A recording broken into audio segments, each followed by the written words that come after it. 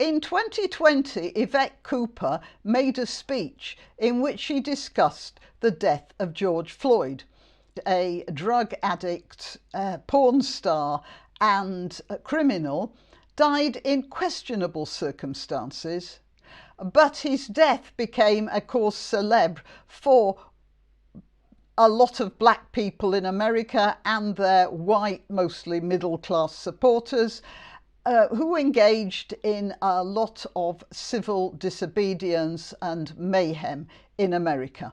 So you will see the brown-haired Yvette Cooper in 2020 giving her sympathy to this particular social movement. In 2024, Yvette Cooper, having obviously gone prematurely blonde, has made another speech about another situation in which 3 small children were murdered and several more wounded, and some adults as well. And the anger of the population in this case, which she doesn't seem half so sympathetic about, but I'll let you make up your own mind about that. I am Granniopteryx. I'm on YouTube, Rumble, BitChute and Minds.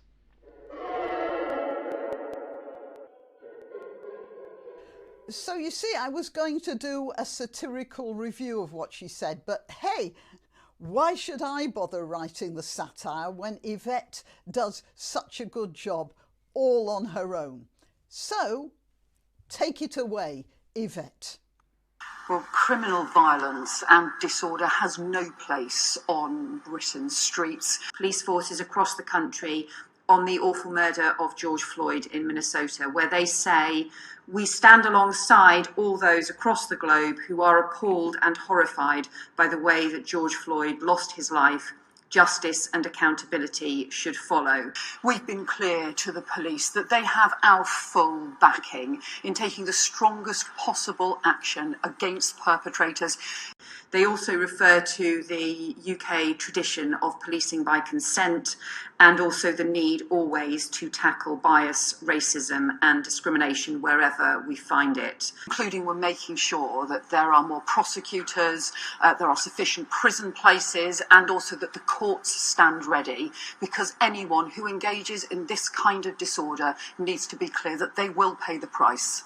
I want to welcome those words because this murder has appalled people right across the world, and so too has some of the violent responses from US police officers towards peaceful protesters and towards journalists. And some of those disturbing scenes should, I think, instill in all of us the need to redouble our commitment to tackling racism and injustice. Clear, anyone who gets involved in criminal disorder, violent thuggery on our streets will have to pay the price, and they should expect there to be arrests, prosecutions, penalties, and the full force of the law, including imprisonment, travel bans, and more. The bottom line here is it is a responsibility on all of us to show our sense of solidarity and also to be very clear that Black Lives Matter.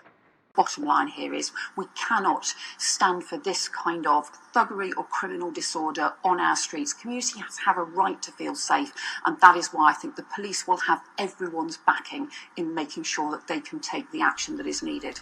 And that was Yvette Cooper, prime satirist for woke socialism.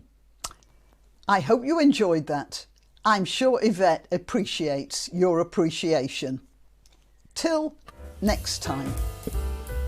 You can help my channel by clicking like, by subscribing, by clicking the notification bell, and by sharing if you're so inclined. Links to my other channels are in the description, also links to donation sites, but really the best way you can help me is simply by clicking like. Thank you.